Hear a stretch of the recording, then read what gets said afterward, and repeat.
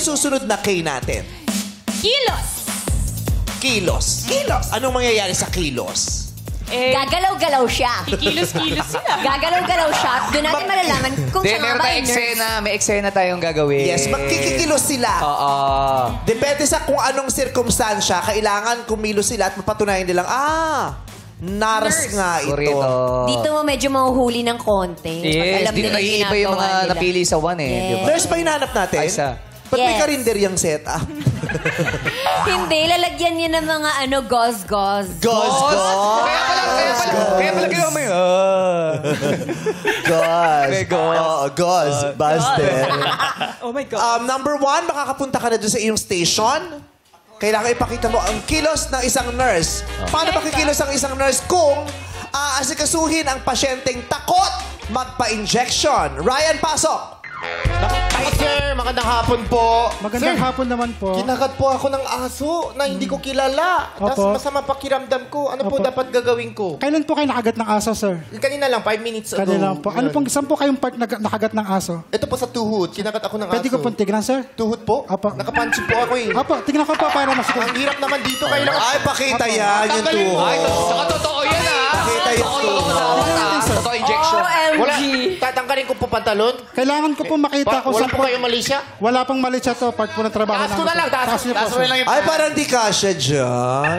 Kasya. Kinagat po ako ng aso. Sobrang laki. Nakagat siya sa hita. Yo, sir, Pero magaling lang yan, bawang lang yan. Ang ipagamot mo yung hadhad mo, yung hadhad. Pakita mo sa kanya yung hadhad. Asa yung hahad? Yung sa jingit mo, yung mapula, yung nakita ko nung isang araw. Sabi ko, ano ba yan? Ay, hindi yun. Oh, ito, sir. Ang sakit. Dito po sa part ito kayo nakagat ng aso, Yung po, sir. ito yung tuhod. Sa babaw ng tuhod. Sa baba po ng to. Sir, kailangan po natin turukan to for anti-rabies. Ano yun? Anti-rabies po, sir. Oh. Hindi po Ay, pwede. tama-tama, tumutulo laway mo. Oo, Oh, sir. Kailangan po natin isang Unting-unting turukan ngayon. nangingisay. Turukan. Para Saan po, saan? Dito po sa Ay, hindi kaya yun. May buto yun. Ang sakit yun. O, turukan na yan, sir. Hindi. Turuan na yan. Hindi ko kaya. Mangingisay ang pasyente. Mangingisay. Nangingisay. Hindi ko kaya yun. Kalma lang po kayo, Takot sir. sa ilaw. Hindi, takot ako sa Bumubula ang bibig ng pasyente. Ay, hindi ko kaya yun. Sir. Takot ako sa injection. Kailangan niyo pong kumalma.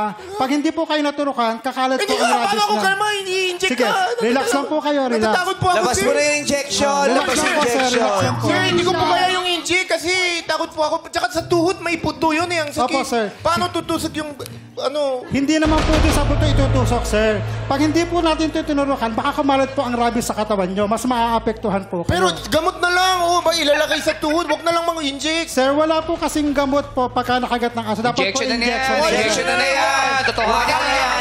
Relax lang po kayo. Injection. Kasi ito injection talaga. Pati ano? Pati yan. Totoo na yan. Baka hindi Ito, siya may nurse. karayom. May Baka hindi karayom. siya nurse. Teka lang. Tanggalin mo yung takip, Totoo. kuya, para makita yung karayom. Relax lang po, relax lang po. Tingin ka sa taas. Tingin ka lang sa taas. Baka hindi siya nurse. Ay, tsaka wait lang. Wait lang. Oh, bakit? Kasi di ba pag emergency, di ba ginugupit yung damit? Oo. Ginugupit yung damit. Baka hindi siya nurse. Damit. Mukha siyang hindi nurse. Tapos mag-i-inject ka? Relax po kayo, sir. Ano ako relax? Hindi ako sure kung nurse ka talaga. Pwede namang mag-sorry mamaya. Ay, sorry. Injection na yan. May sweldo ka rito, nakita ko. 4-8 ka a day. Injection na sa mukha. Ay, alcohol. Tama. Sa balakang kita kaso. Sa tuhod. Ay, malamig. Relax po, relax, relax. Hindi sa mukha. Ano, Belo? Relax lang po. Relax lang po. Relax lang po. Malamig. Akala Ito mo po, lang sir. yun, Ryan. Ay, totoo.